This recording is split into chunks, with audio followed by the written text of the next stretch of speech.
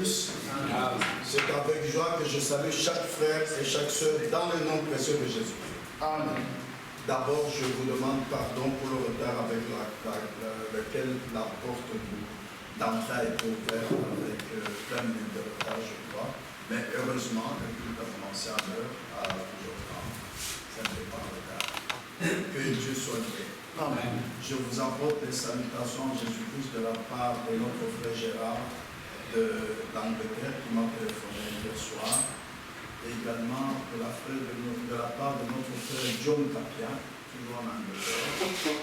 Et enfin de la part de notre frère Lazare en France.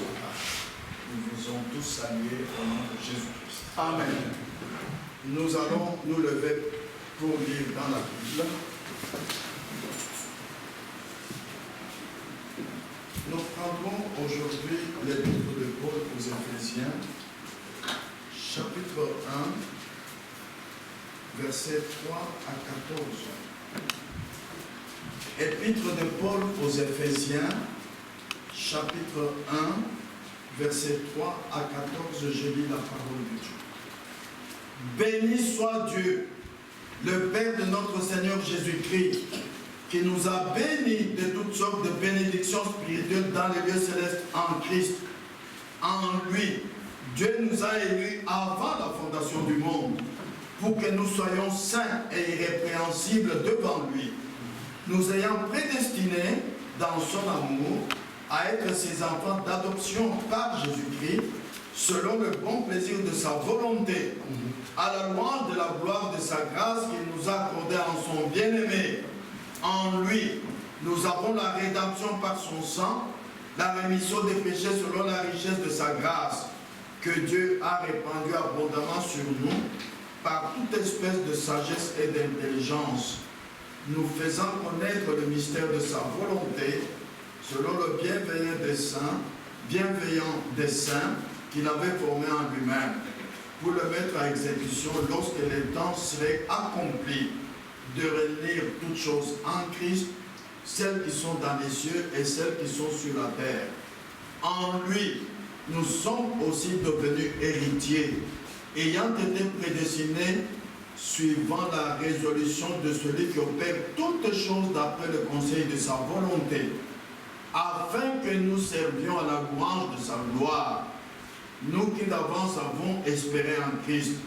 En lui vous aussi, après avoir entendu la parole de la vérité, l'évangile de votre salut, en lui vous avez cru et vous avez été scellés du Saint-Esprit qui avait été promis, lequel est un gage de notre héritage pour la rédemption de ceux que Dieu s'est acquis à la louange de sa gloire. Amen. Amen. Que Dieu ajoute ses bénédictions à la lecture de sa parole. Amen. Amen. Asseyez-vous, je vous en prie. Dans les versets 5, Éphésiens 1, verset 5, Éphésiens 1, verset 9 et Éphésiens 1, verset 11, ces trois versets parlent de la volonté de Dieu. La volonté de Dieu est un mystère. Nous allons partager par la grâce de Dieu le mystère prédestiné de sa volonté. C'est pourquoi ce sera un enseignement. Nous allons nous appuyer sur la parole écrite et sur la parole révélée dans notre temps par le prophète de notre temps. Parce qu'il y aura des choses profondes, que vous soyez certains que ce n'est pas Frère Ganda qui nous donne sa façon de comprendre la Bible. Non, c'est écrit, et là que chacun soit conduit selon la volonté de Dieu, nous allons le voir, ou bien c'est révélé, que chacun soit conduit à recevoir cela avec une intelligence spirituelle et non pas à interpréter de sa manière.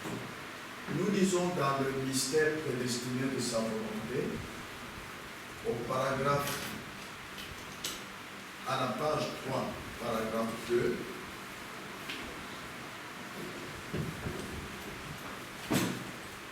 le mystère de sa volonté. ce n'est pas une chose insignifiante. Non, c'est un mystère.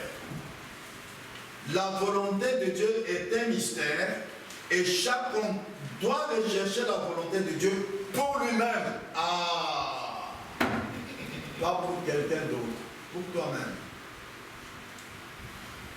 Voilà le but de cette prédication, de cet enseignement. Nous avons lu dans Ephésiens 1, verset 9, nous pouvons le relire. Nous faisons connaître le mystère de sa volonté, selon le bienveillant dessein qu'il avait formé en lui-même. Nous faisons connaître à nous, ses enfants, après avoir été sauvés, comme nous le lisons au verset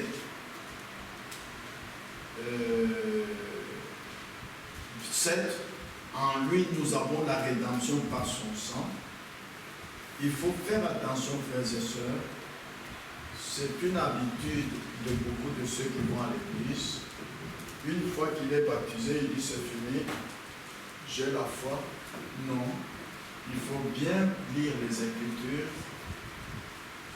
et par la grâce de Dieu les comprendre qu'après avoir cru, quelle est la volonté de Dieu pour celui qui vient de croire? Après avoir été baptisé du Saint-Esprit, quelle est la volonté de Dieu pour celui qui est baptisé du Saint-Esprit? Parce que même baptisé du Saint-Esprit, tu n'es pas prêt à aller à l'enlèvement. Pourquoi? Ce corps est mortel. En l'enlèvement, il n'y aura que des corps immortels. Alors il y a encore un chemin à suivre. Pas selon ta compréhension des Écritures, mais selon la volonté de Dieu qui t'est révélée. Amen. Ah, frères et sœurs, c'est pourquoi, toujours dans le mystère prédestiné de sa volonté, à la page 3, au paragraphe 1, le prophète nous dit ceci: le but de cette étude, c'est que vous voyez votre position en Christ. Que vous voyez que ce n'est pas quelque chose dans lequel vous tombez par hasard, non. Ou quelque chose que vous aurez mérité, non plus. Mais c'est ce que Dieu fait lui-même pour vous. Amen. Amen. Ce n'est pas que vous ayez été si méritant pour être allé un soir à l'église, puis jusqu'à l'hôtel où un frère vous avait conduit. Ce n'est pas cela. C'était Dieu qui, avant la fondation du monde, vous prédestina à la vie éternelle. Ah, frères et sœurs. Voilà pourquoi que Dieu nous aide à découvrir quelle est sa volonté. Nous qui avons été sauvés, comment est-ce que nous devons marcher en tant que croyants, en manifestant quoi? Et nous lisons dans les livres des Éphésiens, et qu'on parle celui de Josué, à la page 1, au paragraphe 3, ceci est un enseignement de la Bible. L'enseignement de la Bible est généralement un peu périlleux. Ah, vous savez, c'est comme le fait de marcher sur une fine couche de glace. Vous risquez de glisser. Mais nous sentons qu'en ce moment, ce serait peut-être bon d'amener l'Église à une parfaite compréhension de la position que nous avons en Jésus-Christ. Que nous ne soyons pas des joigneurs d'Église. Non.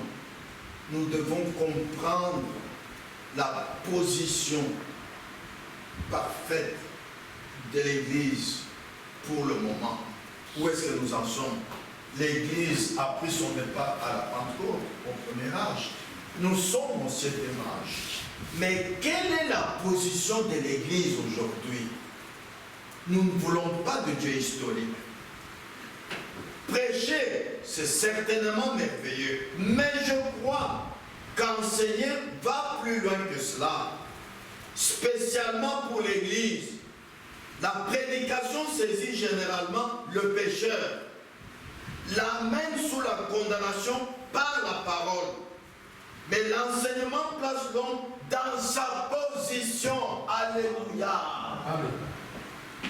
Nous ne vous prêchons plus pour dire ne buvez pas, ne fumez pas, ne commettez pas d'adultère, habillez-vous comme ceci. Non. Nous sommes à l'heure où nous savons que Jésus vient bientôt. Amen. Alors il est grand temps que chacun voie sa position en Christ, connaisse quelle est sa position en Christ. Nous prenons également à la page 7, au paragraphe 2. Ne nous arrêtons jamais à la justification, à la sanctification. Continuons vers le baptême du Saint-Esprit. Ne nous arrêtons pas après avoir cru au Seigneur Jésus, après avoir été baptisés. Ne nous arrêtons pas parce qu'il nous a purifiés d'une vie de péché. Oh mais écoutez, je ne bois plus, je ne fume plus, je ne veux plus au bar. Que voulez-vous de moi? Continuez la marche s'il vous plaît. Oui. Continuez. Le fait d'être saint, irréprochable, ce n'est pas la fin de la route, ce n'est pas la fin du chemin. Continuons à marcher. Vous voyez, même ceux qui sont baptisés du Saint-Esprit, nous l'avons lu. Éphésiens 1,14. Au verset 13, nous voyons que nous avons entendu et nous avons été baptisés du Saint-Esprit, nous avons été scellés du Saint-Esprit qui avait été promis, lequel est un gage. Un gage, c'est une avance, un acompte de notre héritage. Nous devons continuer jusqu'à avoir l'héritage, l'adoption. Amen. Frères et sœurs, il est temps de nous réveiller. Écoutez, ne nous arrêtons jamais à la justification, à la sanctification, continuons vers le baptême du Saint-Esprit. Ne nous arrêtons pas après avoir cru au Seigneur Jésus et après avoir été baptisés. Ne nous arrêtons pas parce qu'il nous a purifiés d'une vie de péché. Mais, maintenant, hâtons-nous vers notre position, vers la promesse du baptême du Saint-Esprit.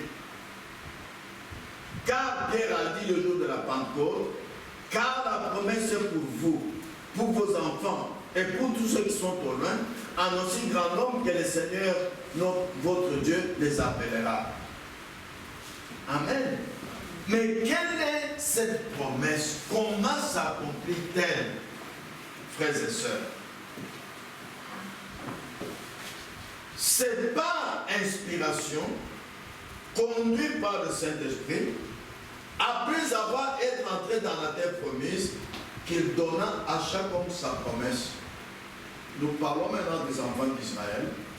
Quand ils ont quitté l'Égypte, ils ont traversé la mer Rouge.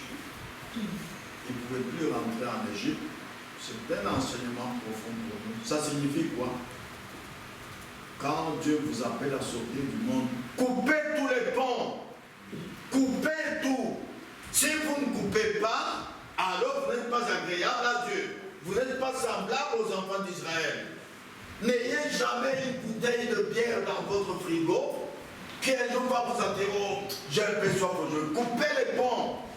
Pas de pantalon dans votre maison, pas de pantalon de femme. Coupez les ponts. Voyez, tout ce qu'il faut relier au monde, n'ayez plus part avec cela. Voyez, après avoir été entré dans la promesse, qu'il donna à chaque homme sa promesse. Parce que ce qu'il nous faut, c'est regarder comment Dieu a donné la conclusion de la promesse aux enfants d'Israël. Comme Pierre dit à nous qui sommes scellés, la promesse est pour vous. Cette promesse était déjà pour les enfants d'Israël. Quand ils ont traversé maintenant le Jourdain et qu'ils sont entrés à Canaan, chacun a eu sa position. Nous aussi alors, après être entrés dans la terre promise, il donna à chaque homme sa promesse, venant confirmer exactement ce que le Saint-Esprit avait promis à la naissance. nous voyons comment Dieu en a placé certains dans l'église au travers des dons de l'enfantement. Vous voyez? Écoutez la suite. À la page 8, paragraphe 1. Maintenant, voici le but que je poursuis en faisant cela. L'Église essaye toujours de prendre la place de quelqu'un d'autre, mais ne le faites pas. Vous devez prendre votre place en Christ, prendre votre position. Oh, cela devient profond et riche quand nous en arrivons là.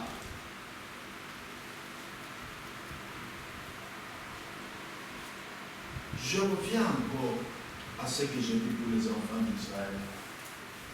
Lisez bien la Bible. Quand ils ont traversé le Jourdain et entré à Canaan, d'abord, la bataille n'a pas pris fin. Voilà ce que beaucoup négligent. Justifiés, sanctifiés, même baptisés du Saint-Esprit, le combat n'a pas pris fin. Le combat avec notre ennemi continue. Coupez tous les ponts. N'aimez pas le monde. Ne rentrez pas en Égypte. Israël n'est jamais rentré en Égypte. Ceux qui, dans le désert, ont agi comme les gens du monde, Dieu leur a dit, vous n'entrez pas, rentrez dans le désert. Et ils sont allés tous mourir dans le désert. Vous savez bien. Cela est écrit pour notre instruction. C'est par l'inspiration et conduit par le Saint-Esprit, après avoir été baptisé du Saint-Esprit, que Dieu donne à chacun sa promesse. Parce que nous avons lu dans Éphésiens 1:9, nous faisant connaître le mystère de sa volonté. Et Pierre a dit, dans Acte 2:39, la promesse est pour vous. Mais, je vous le redis s'il vous plaît, nous ne sommes pas une dénomination pour sauter en lisant les versets. Ça, c'est l'histoire. Il nous faut la réalité. Que chacun fasse une expérience personnelle avec Dieu. Ça, c'est vrai. Amen. Amen. Ah, c'est par l'inspiration et conduit par le Saint-Esprit, après avoir été baptisé du Saint-Esprit, que Dieu donne à chacun sa promesse, que Dieu fait connaître sa volonté à chacun de nous qui est baptisé du Saint-Esprit, alors tu connaîtras ta position. Sachez-le bien, frères et sœurs, il s'agit de la volonté de Dieu. Nous faisons connaître le mystère de sa volonté. Quand nous venons à l'église, tant qu'il s'agit d'une liaison avec les hommes, celui qui est pécheur, quand il vient à l'école, s'il vous plaît, allez me baptiser. Là, c'est facile. Ou bien, priez pour moi, je suis malade. C'est facile, vous vous adressez à un homme. Loin. Mais quand il s'agit de s'adresser à Dieu, là, les choses changent. Beaucoup n'en parlent même pas. Or, c'est là où nous en arrivons maintenant. Il s'agit de la volonté de Dieu. Quand vous venez pour que on prie pour vous, vous êtes malade, nous mettons la parole de Dieu en pratique. Mais est-ce que tu as cherché quelle est la volonté de Dieu pour que Dieu ait la guérison divine? Sachez-le bien, frères et sœurs, ce que chaque individu doit trouver, c'est sa position en Dieu. Ce que Dieu l'a appelé à faire. Et ensuite demeurer dans cette position-là. Dans la cruauté du péché au paragraphe 89, Frère Branham dit ceci, ce n'est pas parce que les temps ont changé que Dieu a changé. Non. Si vous marchez toujours sur le chemin pourvu par Dieu, vous ne vous tromperez jamais. Oui. Rappelez-vous que la Bible dit, sur cette voie-là, personne ne peut se perdre. Parce que vous êtes conduit par le Saint-Esprit. Vous ne vous conduisez pas vous-même. Amen. Nous lisons dans la Bible, Colossiens 1, versets 9 et 10. Colossiens chapitre 1, versets 9 et 10. C'est pour cela que nous aussi, depuis le jour où nous en avons été informés, nous ne cessons de prier Dieu pour vous et de demander que vous soyez remplis de la connaissance de sa volonté en toute sagesse et intelligence spirituelle pour marcher d'une manière digne du Seigneur et lui être entièrement agréable, portant des fruits en toutes sortes de bonnes œuvres et croissant par la connaissance de Dieu. Amen. Amen. Nous aimons beaucoup quand nous allons à l'église d'être agréables aux frères et sœurs. Qu'ils puissent vous vanter. Ouh, ce frère-là, on ne voit aucun mal dans sa vie. Oui, mais ce n'est que des hommes comme vous. Un homme ne connaît pas tout. Un homme ne voit pas ton cœur. Il ne voit que la vie que tu manifestes extérieurement. La Bible parle des péchés manifestes et des péchés non manifestes. L'homme ne peut pas voir des péchés non manifestes, mais Dieu les voit. C'est pourquoi, en ce temps où nous nous trouvons, près du jour de l'enlèvement, nous devons chercher d'être agréables à Dieu. Nous avons lu dans Éphésiens chapitre 1, versets 5 à 10. Nous pouvons relire Éphésiens chapitre 1, versets 5 à 10. Je lis. Nous ayant prédestinés dans son amour à être ses enfants d'adoption par Jésus-Christ, selon le bon plaisir de sa volonté, à la louange de la gloire de sa grâce qu'il nous a accordée en son bien-aimé.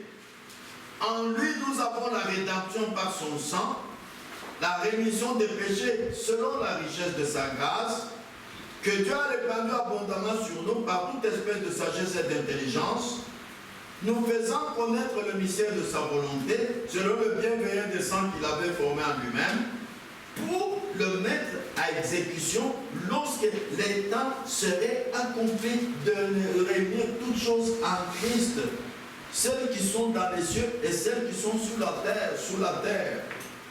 Même quand Dieu te fait connaître sa volonté, ce n'est pas tout. C'est pour mettre cela à exécution lorsque les temps seraient accomplis. Amen. Amen. Frères et sœurs, dans Éphésiens 1,5, nous ayant prédestinés dans son amour à être ses enfants d'adoption par Jésus-Christ, selon le bon plaisir de sa volonté. Il s'agit de la volonté de Dieu, pas ta volonté à toi. Pas la volonté de ton père qui t'a conduit à l'église. Non. Pas la volonté de ceux qui prient jour et nuit pour toi. Non plus. La volonté de Dieu. Rappelez-vous, en Jérémie chapitre 1, versets 4 et 5, regardez ce que Dieu dit à Jérémie. Un frère peut me lire cela, celui qui a trouvé. Jérémie 1, versets 4 et 5.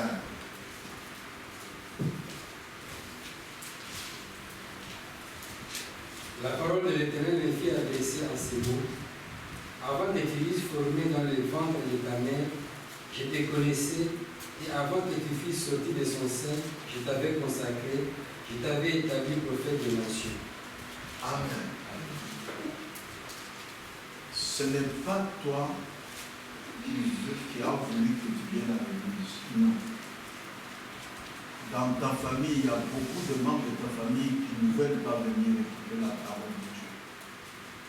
Mais toi, tu ne peux pas te dire, vous voyez, moi je vais à l'église, mais pas vous. C'est ta volonté, non, la volonté de Dieu.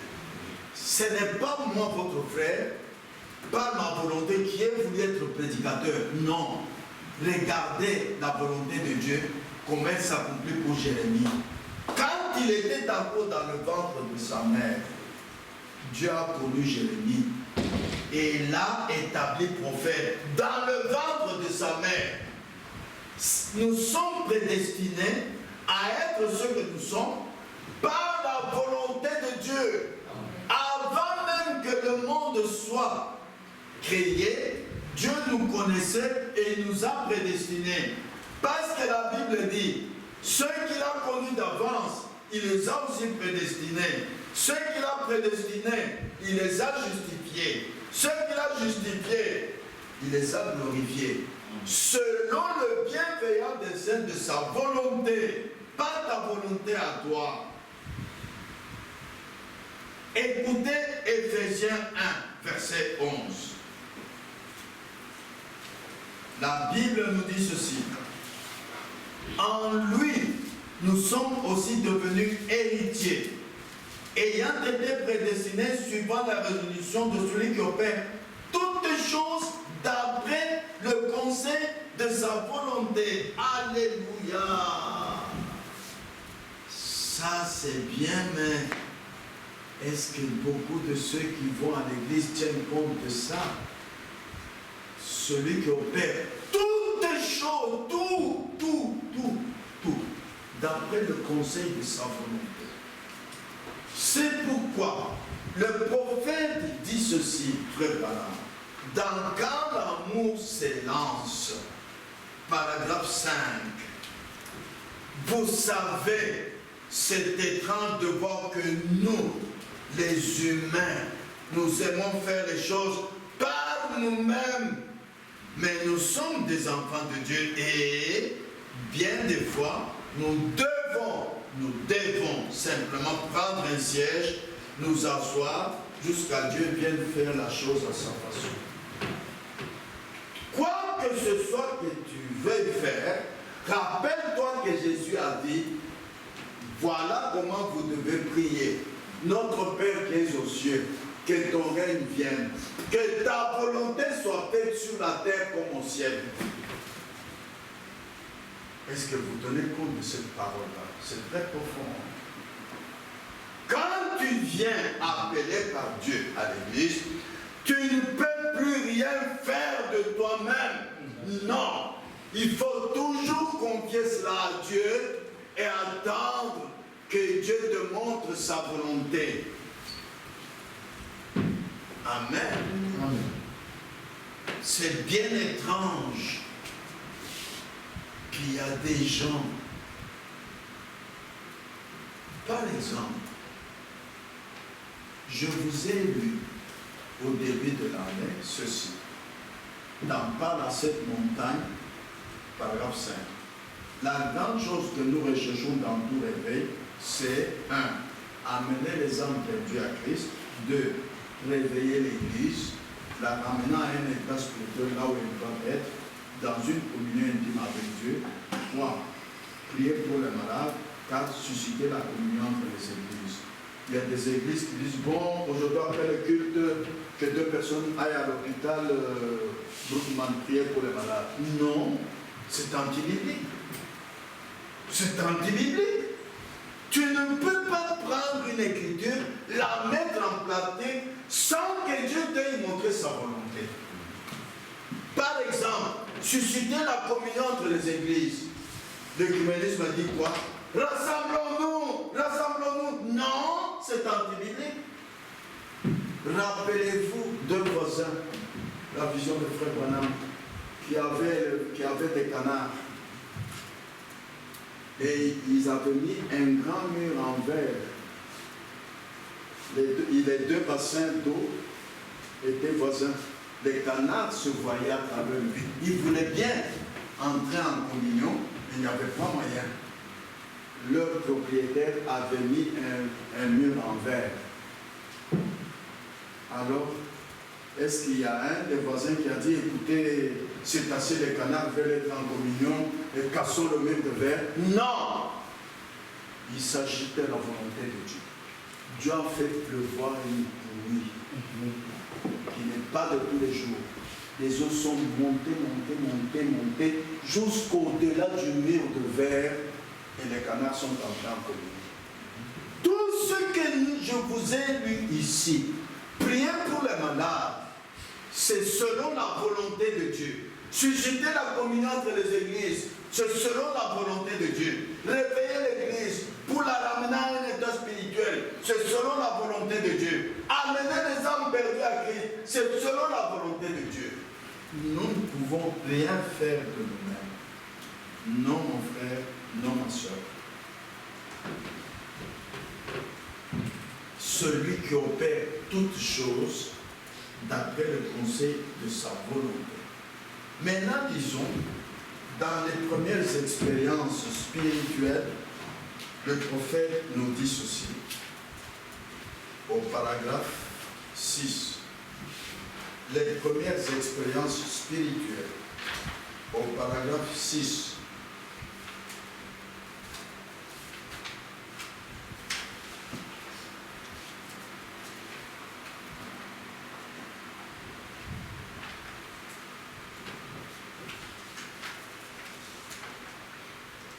Voilà, 5. Et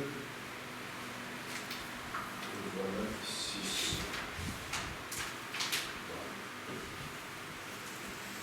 Maintenant, la première chose que j'aborde là, c'est savoir ceci. Que c'est par la grâce de Dieu que chacun de vous est sauvé aujourd'hui. Ce n'était pas votre volonté que d'être sauvé. L'homme par nature est rebelle contre Dieu. Et il s'était rebellé dans le jardin d'Éden. Il était déchu de la grâce, il avait fui Dieu. Il s'était caché loin de Dieu et c'est la nature de l'homme de faire cela. Frère, c'est ce que je vous ai dit tantôt. N'essayez pas de vous vanter devant vos membres de famille, devant vos amis d'enfance. Vous voyez, vous êtes resté dans la dénomination. Moi, j'ai écrit le message du temps de la fin. J'ai écrit la parole de vérité. Ce n'était pas votre volonté d'être sauvé. Non, non et non. Lisez bien la Bible. Il nous a prédestinés au salut avant que nous soyons nés. Rappelez-vous Ésaü et Jacob. Avant que les deux enfants ne fussent nés, Dieu dit, j'ai haï Ésaü et j'ai aimé Jacob. Avant qu'il n'ait fait ni bien ni mal. Toi aussi, avant que tu n'aies fait ni bien ni mal, Dieu t'avait prédestiné à être sauvé. C'était la volonté de Dieu, pas ta volonté à toi. Toi, tu n'as fait que bénéficier de la grâce de Dieu. Amen. Amen. Ah.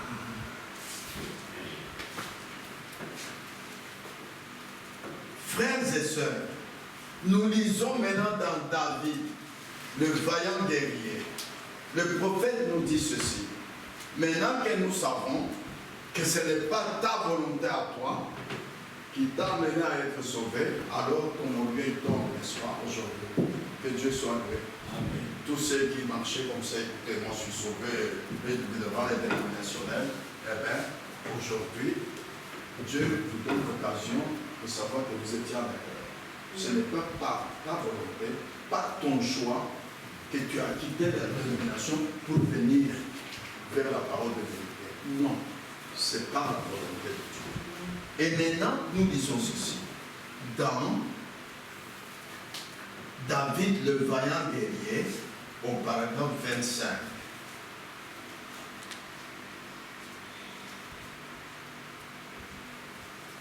Voilà. Vous n'êtes pas un chrétien par votre désir. Vous êtes un chrétien par le désir de Dieu. Il est écrit, nul ne peut venir à moi, à moins que mon Père ne l'attire premièrement. Vous avez été élus par Dieu avant la fondation du monde pour être un chrétien. C'est l'écriture. Jésus a dit, nul ne peut venir à moi, à moins que le Père ne l'appelle. Premièrement, vous avez été élu, appelé. Ensuite, après que Dieu vous a élu, il vous a ensuite appelé, vous avez écouté son appel. Alors il a versé l'huile d'onction sur vous, le Saint-Esprit. Qu'est-ce que l'huile représente dans la Bible? Le Saint-Esprit.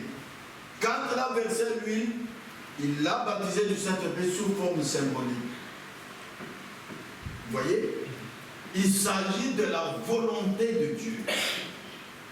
Nous avons lu dans Ephésiens 1:3, revenons là-dessus. Béni soit Dieu, le Père de notre Seigneur Jésus-Christ, qui nous a bénis de toutes sortes de bénédictions spirituelles dans les lieux célestes en Christ. Vous savez que, frères et sœurs, nous ne parlons presque jamais de bénédictions spirituelles. Vous n'entendrez presque jamais un frère, une sœur vous dire Dieu m'a béni, qu'il soit loué. Non. C'est-à-dire, tout ce qui se passe après avoir été sauvé, on n'en parle pas. Dans sa vie personnelle, dans son expérience personnelle, tout ce qui se passe selon la volonté de Dieu, après avoir été baptisé du Saint-Esprit, les gens n'en parlent pas. Nous devenons comme des joigneurs d'église. On se contente quand on a, ah oui, ah, il était là le frère, ah, la soeur était là, c'est tout. Ce n'est pas ça, c'est la moindre chose pour laquelle nous devons nous contenter. Mais nous devons nous contenter de ce que Dieu fait au milieu de nous, de ce que Dieu fait dans ta vie. Quelle est la volonté de Dieu qu'il t'a fait connaître, de ce qu'il fait dans ta vie? C'est pourquoi nous allons parler un peu de bénédiction spirituelle dans le lieu seul. Dieu nous a bénis de quelle manière? Nous prenons encore le livre des Éphésiens, est comparable à celui de Josué, à la page 13, c'est un syllabus, à la page 13 au paragraphe 3, qui nous a bénis de toutes sortes de bénédictions spirituelles, bénédictions manifestées.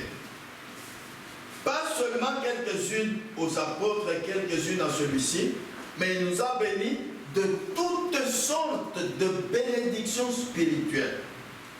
Le même Saint-Esprit qui tomba le jour de la Pentecôte est le même Saint-Esprit qui est ici. Vous le croyez? Alors il doit accomplir les mêmes choses qu'il a accomplies à Pentecôte. Amen. Et pour les accomplir, vous devez les désirer. Dieu donne à l'homme ce que son cœur désire.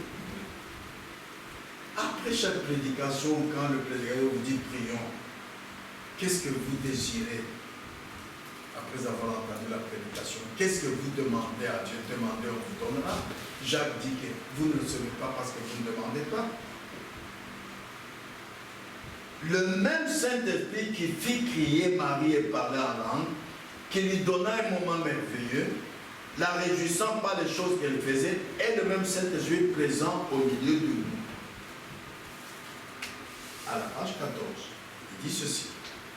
Ce même Saint-Esprit est ici maintenant. Le même Esprit de Dieu est là pour nous accorder les mêmes bénédictions spirituelles, qui nous a bénis de toutes sortes de bénédictions spirituelles dans les lieux célestes. Arrêtons-nous encore une minute ici. Dans les lieux célestes, il ne nous a pas bénis n'importe où. Voilà pourquoi nous manquons ces bénédictions. Lisez bien la Bible. Qui nous a bénis dans les lieux célestes. Nous sommes ensemble dans les lieux célestes. Amen. Ici, la Bible parle du corps de Christ, pas d'un individu. Nous sommes ensemble dans les lieux célestes. Voilà pourquoi il est bon d'être dans l'église. Pas chez vous seul. Cela veut dire que la posture du croyant que si j'étais en prière, si vous avez été en prière, si l'Église tout entière a prié, nous sommes prêts à recevoir le message. Nous sommes rassemblés en tant que saints, appelés et baptisés du Saint-Esprit, remplis des bénédictions de Dieu, appelés, élus, et nous sommes assis ensemble dans les lieux célestes. Nous sommes célestes dans notre âme. Amen. Amen. Nous sommes célestes dans notre âme. Nos esprits nous sont amenés dans une atmosphère céleste. Ce n'est pas comme d'habitude, nous prions toujours en nous basant sur notre intelligence charnelle, en alignant les mots de la Bible. Ce n'est pas cela.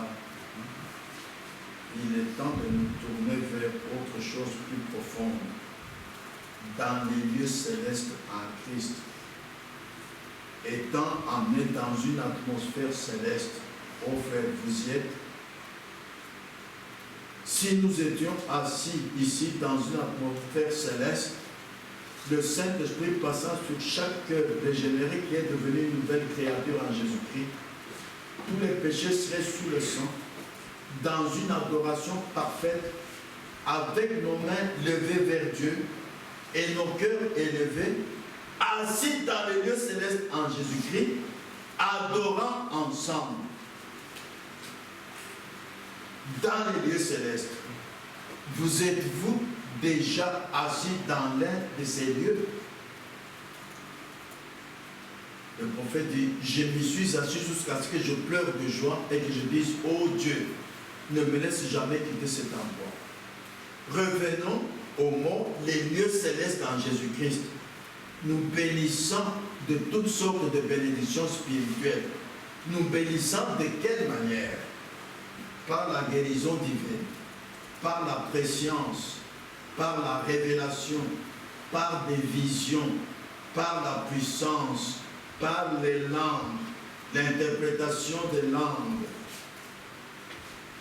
la sagesse, la connaissance, toutes sortes de bénédictions célestes, avec une joie ineffable et glorieuse, chaque cœur étant rempli de l'Esprit, marchant ensemble, assis ensemble dans les lieux célestes, pas une seule mauvaise pensée parmi nous, pas une seule cigarette fumée, c'est-à-dire vivant la parole de Dieu de la même manière. Ah, voilà ce qui est assis ensemble dans les lieux célestes. Écoutez la suite. Pas une seule robe courte, pas une robe aux genoux, une au mollet, une au pied. Non, non, non, non, non. Là, vous n'êtes pas ensemble, mes soeurs. Non. Mettons la parole de Dieu en pratique de la même manière. Pourquoi? Parce que tous vous êtes baptisés de cet esprit et vous êtes conduits par le même esprit.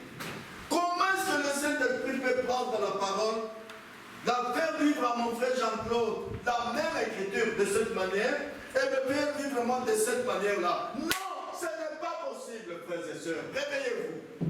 Ce n'est pas possible. Le même Saint-Esprit ne peut pas faire vivre deux individus la même écriture de deux manières différentes. Non. Soit les deux ne sont pas conduits par le Saint-Esprit, soit l'un est conduit par le Saint-Esprit, l'autre n'est pas conduit par le Saint-Esprit. Alors à ce moment-là, qu'est-ce qui se passe? Par des bénédictions dans l'Église. Je vous ai dit au début de l'année que ce que nous cherchons dans tout réveil, c'est conduire l'Église à un état spirituel là où elle doit être en communion avec Dieu.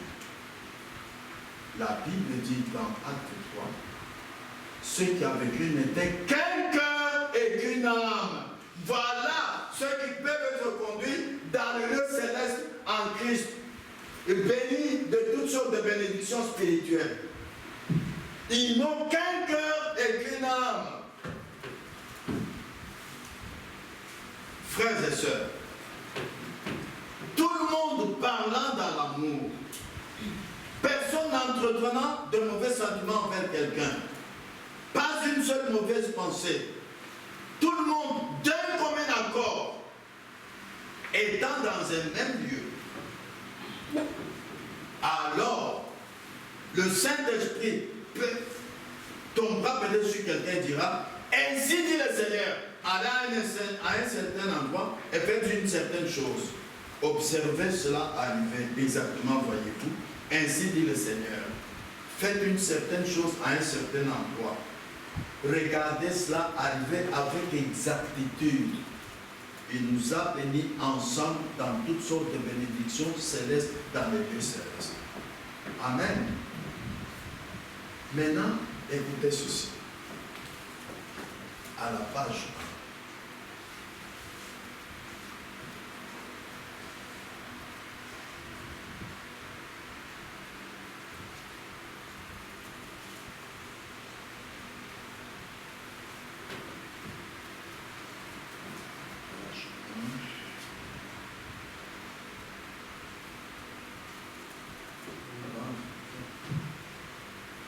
Je n'ai pas noté le titre de la brochure ici.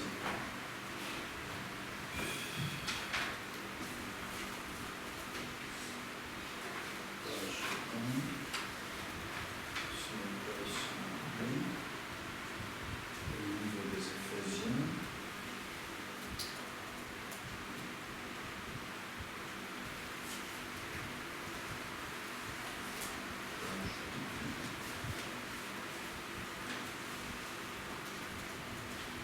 Voilà.